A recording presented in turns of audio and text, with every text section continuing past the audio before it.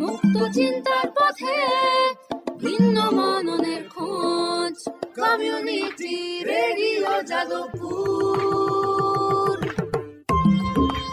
আপনারা শুনছেন community radio Jadavpur 90.8 megahertz. এই বেতার সম্প্রচারটি যাদবপুর বিশ্ববিদ্যালয়ের technical education quality improvement programme TEQIP-র অংশ। শুরু হচ্ছে আমাদের বিশেষ অনুষ্ঠান ম্যাটিক্স কৃষি পাঠশালা। এই অনুষ্ঠানে আমরা ভূমি সুরক্ষা এবং চাষবাসের নানান দিক নিয়ে আলোচনা করব। সঙ্গে থাকবেন কৃষক এবং কৃষি বিশেষজ্ঞরা। ভারত সরকারের রাসায়নিক ও সার মন্ত্রকের উদ্যোগে এবং ম্যাটিক্স ফার্টিলাইজার অ্যান্ড কেমিক্যালস লিমিটেডের সহায়তায় অনুষ্ঠানটি সম্প্রচার করা হচ্ছে।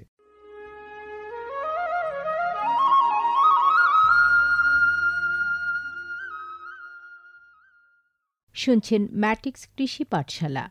আজকের বিষয় কৃষিকাজে ন্যানো সারের ব্যবহার। আলোচনা করবেন ডক্টর শুভা সাদক। সাক্ষাৎকারটি নিয়েছেন হাসিম আব্দুল হালিম।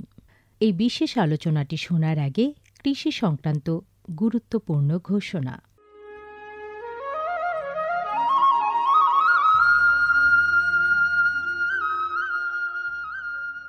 অর্থনৈতিক বিষয় সংক্রান্ত ক্যাবিনেট কমিটি তাদের ২৮ জুন ২০২৩ সভায় পিএম প্রণাম নামক একটি প্রকল্প অনুমোদন করেছে।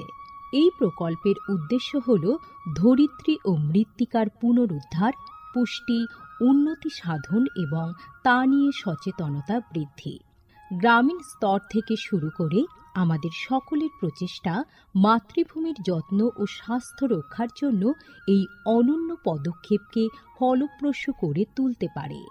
এই প্রকল্পের মূল লক্ষ্য হল কৃষিতে রাসায়নিক সার এবং কীটনাশকের অত্যধিক ব্যবহার দূর করা। বাড়তি ফলনের জন্য সার ও কীটনাশকের অতিরিক্ত ব্যবহার মাটিকে অসুস্থ করে তুলছে, কমিয়ে দিচ্ছে তার উৎপাদন ক্ষমতা। মাটির পুষ্টি আর সুরক্ষার জন্য প্রাকৃতিক অথবা জৈব সারের ভূমি পরীক্ষা ভিত্তিক সুষম ব্যবহার করা প্রয়োজন। পাশাপাশি দরকার জৈব ও প্রাকৃতিক চাষ পদ্ধতি এবং সম্পদ সংরক্ষণ প্রযুক্তি, যেমন সমন্বিত কৃষি ব্যবস্থা, ক্ষুদ্র সেচ, মালচিং, মাটির ক্ষতিকারক খনন না করা, ঘুরে ফিরে বিভিন্ন ফসলের চাষ ইত্যাদি। চাষবাসের এই টেকসই পদ্ধতিগুলো মাটির উর্বরতা বাড়াবে, পরিবেশ দূষণ কমাবে এবং দীর্ঘমেয়াদী উৎপাদনশীলতাকে শক্তিশালী করবে। সারের সুষম ব্যবহার শুধু মাটিই নয়, সার্বিকভাবে পরিবেশের স্বাস্থ্য রক্ষা করে। সুষম সার ব্যবহারের অর্থ হল উদ্ভিদকে তার প্রয়োজনীয় পুষ্টি উপাদানগুলি সঠিক পরিমাণে এবং অনুপাতে, সঠিক সময়ে এবং উপযুক্ত পদ্ধতিতে দেওয়া। সংশ্লিষ্ট রাজ্য বিশ্ববিদ্যালয়গুলি ইতিমধ্যেই তাদের এলাকায় উৎপাদিত ফসলের প্রয়োজন অনুসারে এর ডোজগুলি নির্ধারণ করেছে। সঠিক মাত্রায় সার ব্যবহার করলে ফলন যেমন বাড়বে, তেমনি বাড়বে ফসলের গুণমান। ভালোভাবে পোষিত মাটিতে ফলানো ফল, শাকসবজি ও শস্য প্রয়োজনীয় পুষ্টিতে ভরপুর আর সুস্বাদু হয়। ফলনের বৃদ্ধি আর উন্নত গুণমান আমাদের কৃষকদের জন্য নিয়ে আসবে বেশি মুনাফাও। শুধু বেশি ফসল নয়, উন্নততর ফসল আমাদের লক্ষ্য।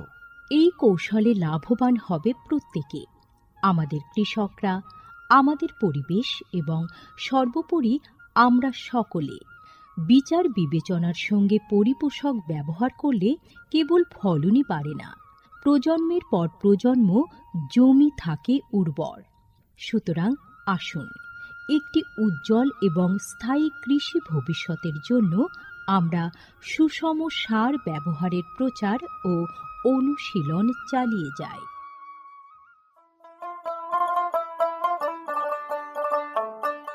বিকশিত ভারত সংকল্প যাত্রা বা VBSY এর একটি গুরুত্বপূর্ণ অংশ হল ভারত সরকারের সার বিভাগ দ্বারা PM প্রণাম স্কিম এবং কৃষিতে ড্রোন ব্যবহারের প্রচার। সারের সুষম ব্যবহার এবং ন্যানো সারের ব্যবহার নিশ্চিত করার কাজে সার বিভাগ বিভিন্ন সংস্থা ও মানুষকে নিযুক্ত করেছে, যেমন বিভিন্ন সার উৎপাদনকারী সংস্থা, প্রধানমন্ত্রী কৃষি সমৃদ্ধি কেন্দ্র বা PMKSK গুলি, ফিল্ড অফিসার এবং নোডাল অফিসারদের। VBSY এর একটি প্রধান দিক হল বিভিন্ন শস্য এবং গাছপালার ওপর ন্যানো এবং জল দ্রবণীয় সার স্প্রে করার কাজে ড্রোনের ব্যাপক ব্যবহার।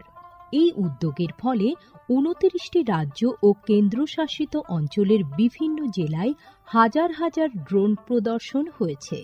এই পদ্ধতিটি হাতে কলমে দেখিয়ে দেওয়ায় আধুনিক কৃষি প্রযুক্তি গ্রহণের সুবিধাগুলি মানুষের কাছে আরও স্পষ্ট ও বিশ্বাসযোগ্য হয়ে উঠেছে। এই জনসংযোগ কর্মসূচিগুলি দীর্ঘমেয়াদী কৃষি অনুশীলনের সুফল সম্পর্কে নাগরিকদের অবহিত করতে একটা বড় ভূমিকা পালন করেছে। সারা দেশ জুড়ে লক্ষাধিক দর্শক ড্রোনের প্রদর্শনী প্রত্যক্ষ করেছেন। প্রচলিত ইউরিয়ার চেয়ে ন্যানো ইউরিয়ার উপকারিতা বিষয়ে সচেতন হয়ে কৃষকরা ন্যানো সার প্রয়োগে গভীর আগ্রহ দেখিয়েছেন। এই কর্মসূচির আলাপ আলোচনায় উঠে এসেছে জৈব চাষের উপযোগিতা, যা প্রমাণ করে চাষের এই সব অনুশীলনগুলি নিয়ে কৃষকদের সচেতনতা। উৎসাহী কৃষকরা কৃষিতে ড্রোন প্রযুক্তির বিষয়ে আগ্রহ প্রকাশ করেছেন।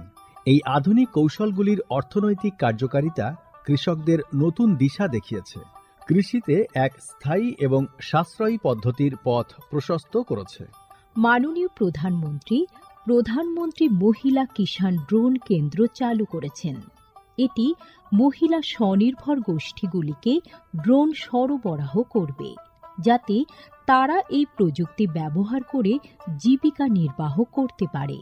VBSY প্রোগ্রামের রূপায়ণে PMKSKগুলি সক্রিয় ভূমিকা পালন করছে। একে অপরের সঙ্গে এই সহযোগিতাই আমাদের পাথেয়। বিকশিত ভারত সংকল্প যাত্রা শুধু একটি যাত্রা নয়, এটি ভারতীয় কৃষির দীর্ঘমেয়াদী এবং প্রযুক্তিগতভাবে উন্নত ভবিষ্যতের দিকে একটি গুরুত্বপূর্ণ পদক্ষেপ। যাত্রাপথে এটি জাতির কৃষিকে সম্পূর্ণ পুনর্নির্মাণ করা, উদ্ভাবনকে উৎসাহিত করা এবং সবার জন্য একটি সবুজ, আরও সমৃদ্ধ ভবিষ্যৎ নিশ্চিত করায় অঙ্গীকারবদ্ধ। ড্রোন প্রযুক্তি, ন্যানো সার এবং দীর্ঘমেয়াদী কৃষি অনুশীলনের প্রচারের মাধ্যমে এটি কেবল সচেতনতায় তৈরি করছে না, আরও সমৃদ্ধ এবং পরিবেশ বান্ধব ভবিষ্যতের জন্য নব প্রযুক্তিকে গ্রহণ করতে কৃষকদের অনুপ্রাণিত করছে।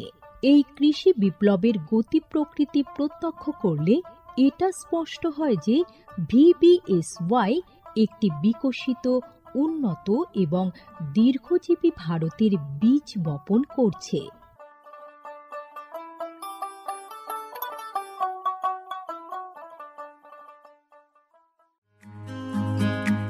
ভারতে যে সার কোম্পানিগুলির সবচেয়ে দ্রুত গতিতে বৃদ্ধি পাচ্ছে, ম্যাটিক্স ফার্টিলাইজার্স অ্যান্ড কেমিক্যালস লিমিটেড তার মধ্যে অন্যতম। পশ্চিমবঙ্গের পানাগড়ে অবস্থিত তাদের কারখানায় বছরে 12.5 লক্ষ টনের উপর ইউরিয়া সার উৎপাদন হয়। ভারত সরকারের গ্রিনফিল্ড প্রজেক্ট হিসেবে স্বীকৃত এই কারখানায় তৈরি হয় ডক্টর ফসল। ইতিমধ্যেই যা পূর্ব ভারতের সর্বাধিক বিক্রিত ইউরিয়া সার হয়ে উঠেছে। কৃষি উন্নয়ন ও ভূমি সুরক্ষা, ক্ষুধা, অপুষ্টি ও দারিদ্র্য দূরীকরণ, গ্রামীণ এলাকা ও বস্তি উন্নয়ন, লিঙ্গ পরিবেশ, স্বাস্থ্য, শিক্ষা ইত্যাদি নানান বিষয়ের উপর জোর দেয় ম্যাটিক্সের CSR প্রকল্পগুলি। ম্যাটিক্স, এক সবুজ ভবিষ্যতের অঙ্গীকার। শুরু করছি ম্যাটিক্স কৃষি পাঠশালার আজকের পর্ব। আমাদের আজকের পর্বের বিষয় কৃষি কাজে ন্যানো ফার্টিলাইজারের ব্যবহার। এ বিষয়ে আলোচনা করার জন্য আজ আমাদের স্টুডিওতে উপস্থিত আছেন ডক্টর সুভাষ আদক, নরেন্দ্রপুর রামকৃষ্ণ মিশন আশ্রমের কৃষি অধ্যাপক। আপনাকে স্বাগত জানাচ্ছি আমাদের আজকের এই পর্বে। নমস্কার। ন্যানো সার একটি আধুনিকতম সার। তো এই ন্যানো সার বলতে আমরা ঠিক কি বুঝি? ন্যানো সার বলতে বোঝায় যে সারের কণাগুলো 10⁻⁹ মিটার ব্যাসযুক্ত, অতি সহজলভ্য ও সহজভাবে লব্ধ পুষ্টি উপাদান সমৃদ্ধ সারগুলোকে আমরা ন্যানো সার হিসেবে পরিগণিত করতে পারি। আচ্ছা, এই ন্যানো ফার্টিলাইজার এটার কি ব্যবহারের কোনো বিশেষ সুবিধা পাওয়া যায়? অবশ্যই। ন্যানো সারের ব্যবহারের সুবিধা প্রধান দিক হলো রাসায়নিক সারের যে একটা বৃহৎ আকার এবং আয়তন থাকে, তার থেকে তুলনার অনেক কম আয়তনের জায়গা জুড়ে এই সারটি অবস্থান করে। এছাড়া এই সারের ব্যবহার করার সময় যে পরিমাণ শ্রমের প্রয়োজন হয় তার তুলনায় রাসায়নিক সার আমরা যখন ব্যবহার করি জমিতে বেশি পরিমাণে শ্রমের প্রয়োজন হয়। আচ্ছা, এই ন্যানো সারের মধ্যে উদ্ভিদের সহজলভ্য খাদ্য উপাদান থাকে, আচ্ছা, যা রাসায়নিক সারে সেই সহজলভ্যতা পাওয়া যায় না। আরেকটি দিক হলো ন্যানো সারের যে আকার, সেটি একটি অন্যান্য রাসায়নিক সারের যে আকার তার প্রায় 10,000 গুণ আয়তন বিশিষ্ট হয়ে থাকে, অর্থাৎ উপরিতলের আকার বা ক্ষেত্রফলটা অনেক বিস্তৃত হয়ে থাকে, যা উদ্ভিদ সহজে গ্রহণ করতে পারে। আচ্ছা, এছাড়া ন্যানো সারের মধ্যে অন্যান্য উপাদান যা পরিবেশ বান্ধব, জল, মাটি, বায়ুকে দূষিত করে না। এছাড়া মাটির মধ্যে থাকা বিভিন্ন উপকারী জীবাণুর কর্মদক্ষতা বৃদ্ধি করতেও সাহায্য করে।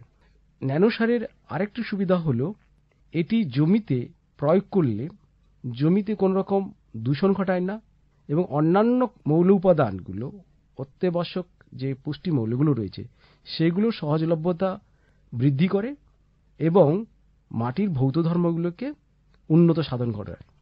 এইভাবে ন্যানো সার প্রত্যক্ষ পরোক্ষভাবে খাদ্যের যেমন যোগান দেয়, ঠিক তেমনি করে মাটি স্বাস্থ্য বজায় রাখে, পরিবেশ এবং জল, বাতাস এদের নির্মলতা দান করে থাকে। তাহলে ন্যানো সার একটি বেশ উপকারী সার আর কি, যেটা আমাদের মাটির স্বাস্থ্য ভালো রাখছে এবং গাছের প্রয়োজনীয় উপাদান সেগুলো সরবরাহ করছে এবং সর্বোপরি আমাদের পরিবেশটাও ভালো থাকছে।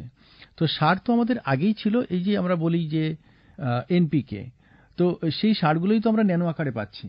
হ্যাঁ, এনপিকে সার কিছু অনুখাদ্য, যেগুলো অনুখাদ্য হিসেবে যেমন জিঙ্ক, ম্যাঙ্গানিজ, এগুলো ন্যানো হিসেবে পাচ্ছি এবং আজকালও বিভিন্ন বায়ো ফার্টিলাইজার যেগুলো সেগুলো ন্যানো রূপে পাওয়া যাচ্ছে। আচ্ছা, তো এই ন্যানো সার আর যে সাধারণ সার, মানে আগে আমরা যে সার দেখে বা ব্যবহার করে অভ্যস্ত, এই সারের মধ্যে পার্থক্য কি? ন্যানো সারের মধ্যে কণাগুলো একদম আলাদাভাবে থাকে এবং পৃথক অণু হিসেবে অবস্থান করে। সাধারণ সারের ক্ষেত্রে কি অনেকগুলো অণু একত্রিত হয়ে একটি দানাদার বা প্যালেটের আকারে অবস্থান করে। ন্যানো সারের মধ্যে উদ্ভিদের পুষ্টিমূল্য পরিমাণটা তুলনায় কম থাকে, কিন্তু সাধারণত অনেক বেশি থাকে। কিন্তু ন্যানো সারে সহজলভ্যতা অনেক বেশি, দ্রুত এবং গাছ এটা গ্রহণ করতে পারে। রাসায়নিক সারে সেটি কিন্তু হয় না, তার একটা জৈব রাসায়নিক পরিবর্তনের প্রয়োজন হয়, যেটা সময় সাপেক্ষ এবং মাটির বিভিন্ন ভৌত ধর্মের উপর নির্ভর করে। ন্যানো সারের ক্ষেত্রে কিন্তু সেটা মাটির বিভিন্ন ভৌত ধর্মের উপর নির্ভর করে না, সহজেই গাছ সেটা পেয়ে থাকে এবং তাদের শারীরবৃত্তীয় প্রক্রিয়ায় দ্রুত অংশগ্রহণ করতে পারে। আর ন্যানো সারের জমিতে প্রয়োগের ক্ষেত্রে একটা বিশেষ সুবিধা রয়েছে, এটি স্প্রে আকারে জমিতে ছড়িয়ে দিতে হয়। আর সাধারণ সারের ক্ষেত্রে কিন্তু এটি শ্রম সাপেক্ষ, এটা বহন করে নিয়ে যেতে হয় এবং জমিতে ছড়ানোর ক্ষেত্রে যদি কোনো সার গাছের উপর পড়ে থাকে বা গাছে পাতার সংস্পর্শে আসে তাহলে সেই পাতা ক্ষতিগ্রস্ত হতে পারে। তো সেই কারণে ন্যানো সারের ক্ষেত্রে সেই সম্ভাবনা নেই, মানে পাতার উপরে পড়লেও ক্ষতিগ্রস্ততা হবে না। এই সারটি পাতার সাহায্যেই কিন্তু শোষণ করে গাছ। আচ্ছা আচ্ছা, তো এই একটু আগে আপনি বলছিলেন যে নানান ধরনের সার, তো যদি একবার বলেন যে ন্যানো সারের কি আদৌ প্রকারভেদ আছে বা থাকলে কি কি আছে? ন্যানো সারের বিষয়টা হচ্ছে যে সকল রাসায়নিক সারের আকারগুলোকে রাসায়নিকভাবে পৃথক করে একটা অণু আকৃতি দান করা হয়, 10⁻⁹ মিলিমিটার ব্যাসযুক্ত এই কণাগুলো হচ্ছে ন্যানো সার।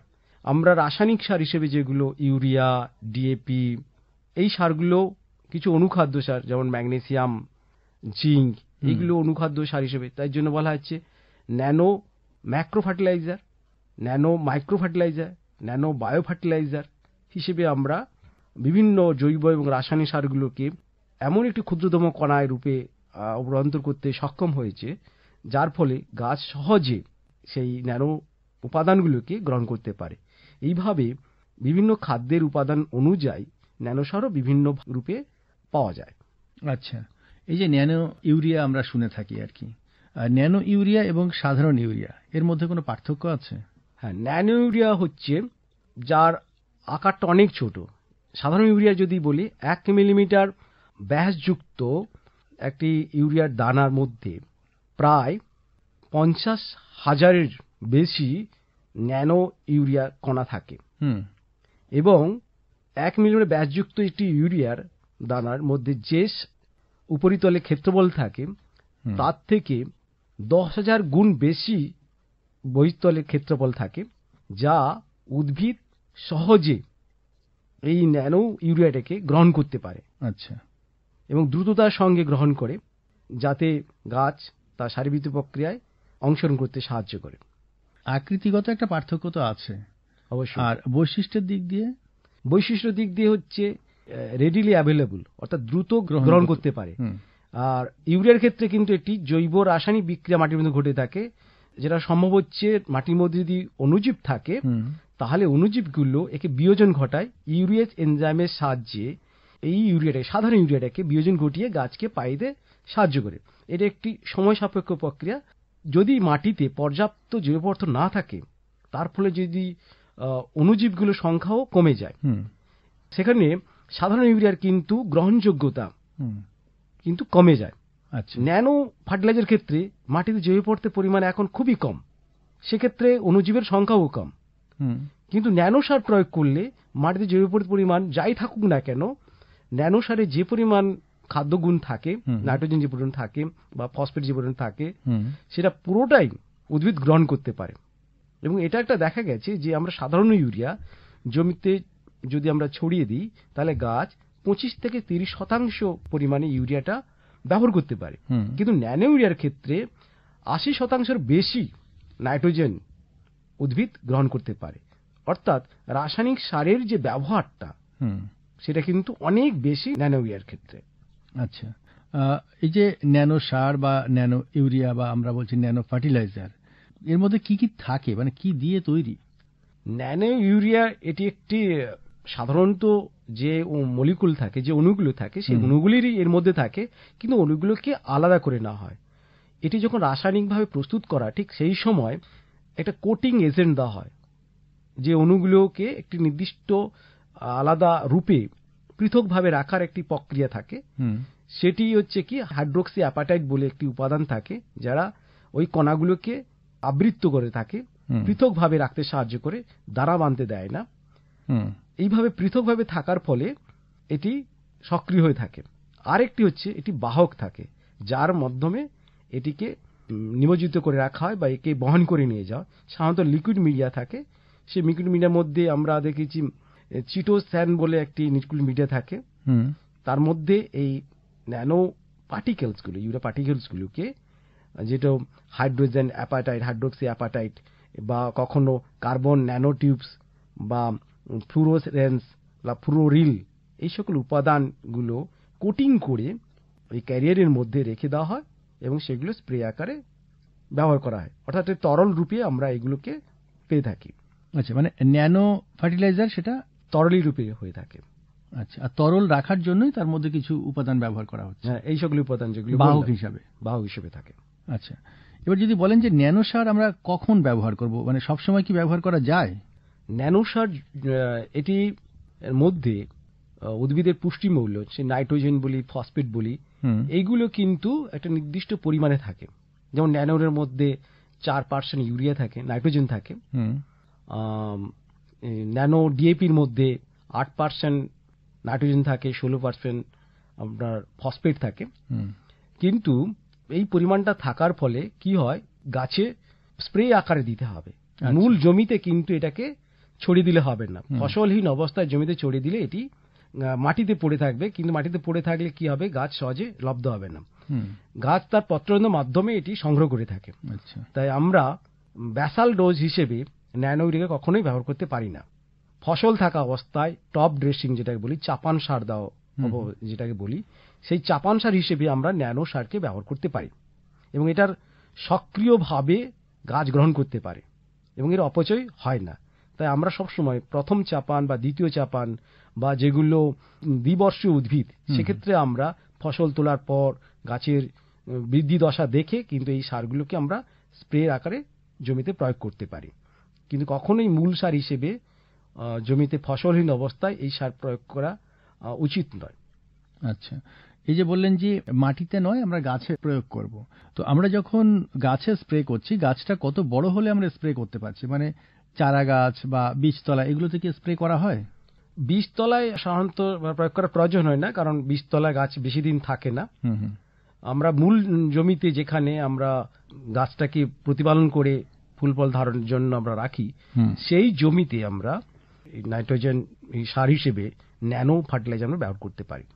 আচ্ছা, আর যেটা বলছিলেন যে ফসল তোলার পরে, মানে যে ফসলগুলো আমরা সবজির ক্ষেত্রে কি সেটা বলছেন নাকি? সবজি ফসল তোলার আগে গাছের বৃদ্ধির দশা অনুযায়ী, বৃদ্ধি অবস্থা দেখে ফসল তোলার পর গাছ খানিকটা দুর্বল হয়ে পড়ে, খাদ্যের প্রয়োজন হয়, সেক্ষেত্রে আমরা নাইট্রোজেন বা ফসফেট সার হিসেবে, পটাশিয়াম সার হিসেবে, অনুখাদ্য সার হিসেবে আমরা ন্যানো ফার্টিলাইজার ফর্মটাকে ব্যবহার করতে পারি।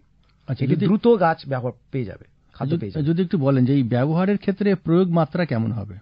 প্রয়োগ মাত্রাটা যেটা বলা হয় যে 1 লিটার জলে 3 থেকে 4 মিলিলিটার ন্যানো ইউরিয়া, আর যদি ন্যানো ডিএপি হয় সেক্ষেত্রে আমরা 4 মিলিলিটার প্রতি লিটার জলে স্প্রে করতে পারি। আচ্ছা, আর অনুখাদ্য বলে 1 ml প্রতি লিটার জলে স্প্রে করতে পারি, যেমন ম্যাঙ্গানিজ অক্সাইড, জিঙ্ক অক্সাইড, এগুলো হিসেবে ব্যবহার করতে পারি।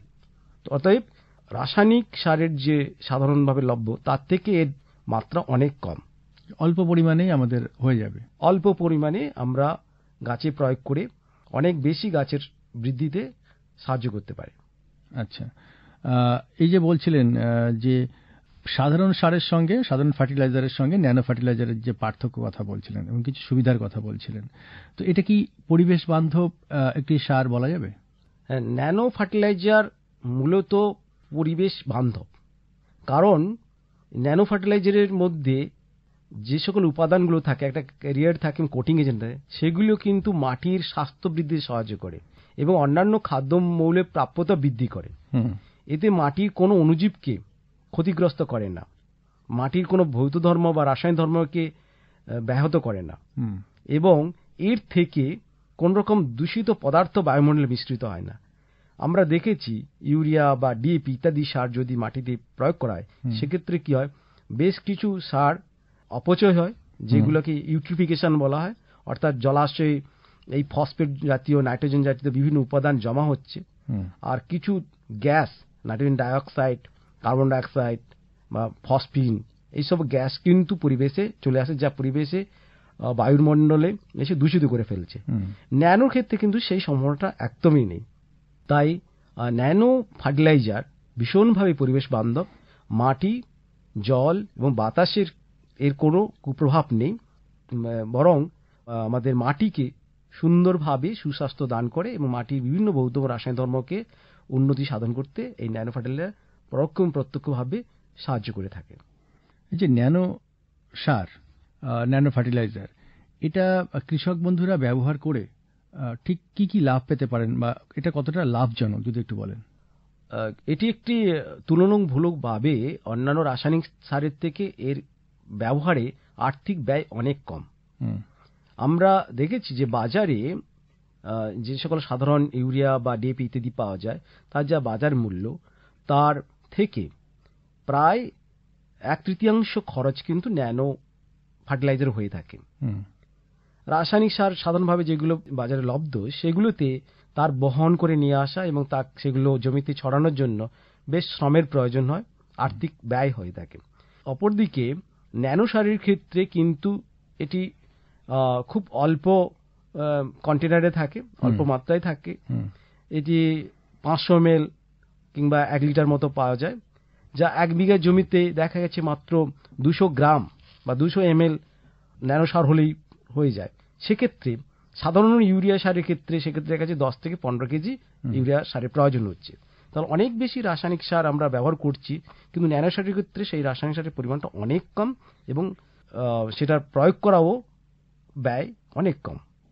তো এই ন্যানো সার কৃষক বন্ধুরা মানে কোথায় পাবেন? মানে এটা কি সুলভ, বাজারে পাওয়া যায়? ন্যানো সার এখন বাজারে খুব সুলভ। এখন বিভিন্ন কোম্পানি এই ন্যানো সার ব্যবহার জন্য উৎসাহিত করছে এবং এর উপাদানগুলি, ন্যানো সার কিন্তু এখন সহজলভ্য, কৃষকরা অনেক ব্যবহারও করছে, কিন্তু এটা আরও ব্যাপকভাবে ব্যবহার করলে কৃষির কিন্তু অনেক উন্নতি সাধন ঘটবে। বিশেষ করে কৃষিতে রাসায়নিক সারের যে আর্থিক ব্যয়টা হতো সেটা অনেকাংশে কমে যাবে, ফলন বাড়বে, মাটির স্বাস্থ্য ভালো থাকবে, পরিবেশ দূষণ থেকে মুক্ত হবে। এটা একটি সুবিধাজনক, এবং অন্যান্য রাসায়নিক উপাদানগুলো, পুষ্টি মৌলগুলো কিন্তু সহজলভ্যতা বাড়বে, এবং ন্যানো সারের কোনোভাবেই অপচয় হয় না। আচ্ছা, পুরোটাই চাষের উদ্ভিদ গ্রহণ করতে পারে। তার ফলে চাষিদের যে আর্থিক ব্যয় হতো সেটা থেকে অনেকটাই সাশ্রয়ী হবে এই ন্যানো সার ব্যবহারে। তো এই ন্যানো সারের প্রয়োগের ক্ষেত্রে সচেতনতা বাড়ানোর জন্য আপনারা কৃষি অধ্যাপক কিংবা কৃষি বিজ্ঞানী যারা আছেন তারা কি কাজ করছেন? হ্যাঁ, আমরা বিভিন্ন রকম কৃষি প্রশিক্ষণ শিবির বা কৃষকদের সঙ্গে যখন আমরা ফিল্ড ভিজিট করতে যাই তখন আমরা এই সারের ব্যবহার সম্পর্কে উৎসাহিত করি।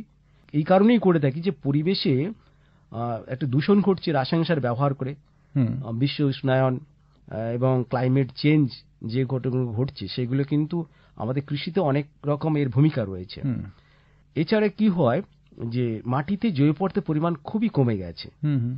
মানে সেটা কি ভুল চাষের কারণে? রাসায়নিক সার এবং অবৈজ্ঞানিক পদ্ধতি অবলম্বন করে বহু বছর ধরে রাসায়নিক সারের একটা এবং রাসায়নিক বিষের কুপ্রভাবের ফলে মাটির উর্বর শক্তির হ্রাস পাচ্ছে।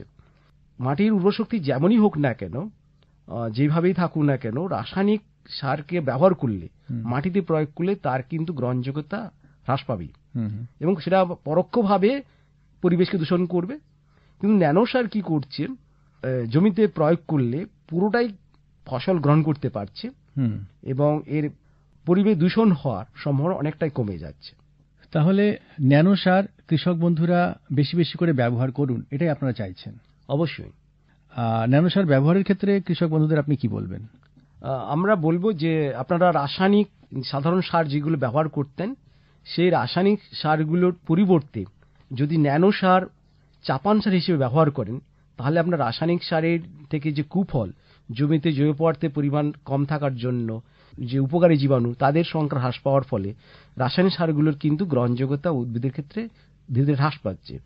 ন্যানো সার সেক্ষেত্রে আপনার উদ্ভিদের পুষ্টি সাধনের জন্য ন্যানো সার অতি সক্রিয় একটি নতুন প্রযুক্তি সমৃদ্ধ একটি রাসায়নিকভাবে প্রস্তুত করা সহজলভ্য একটি সার, যা উদ্ভিদের পুষ্টিতে সরাসরি অংশগ্রহণ করে থাকে এবং এর ফলন বৃদ্ধি করে, মাটির মধ্যে বিভিন্ন উপাদানগুলোকে সমৃদ্ধ করে। এই জন্য আমরা বলবো যে কৃষক বন্ধুরা ন্যানো সারকে প্রথম এবং দ্বিতীয় চাপান হিসেবে, বা যেগুলো সবজি ফসলে সেগুলো উদ্ভিদের ফসল তোলার পর দ্বিতীয়বার ফুল আসার জন্য আপনারা ন্যানো সার ব্যবহার করুন। যখন মাটি প্রস্তুত করবেন তখন আপনি সাধারণ সার ব্যবহার করতে পারেন, কিন্তু যখন জমিতে ফসল থাকা অবস্থায় ন্যানো সারের ব্যবহার কিন্তু বেশি হওয়া উচিত, তাতে উদ্ভিদের বৃদ্ধি এবং ফলন অনেক বেশি বাড়ে। ম্যাটিক্স কৃষি পাঠশালার আজকের পর্ব আমরা এখানেই শেষ করব। আমাদের আজকের পর্বের বিষয় ছিল কৃষি কাজে ন্যানো ফার্টিলাইজারের ব্যবহার। এ বিষয়ে এতক্ষণ আলোকপাত করলেন নরেন্দ্রপুর রামকৃষ্ণ মিশন আশ্রমের কৃষি অধ্যাপক ডক্টর সুভাষ আদক। আপনাকে অনেক অনেক ধন্যবাদ। ধন্যবাদ।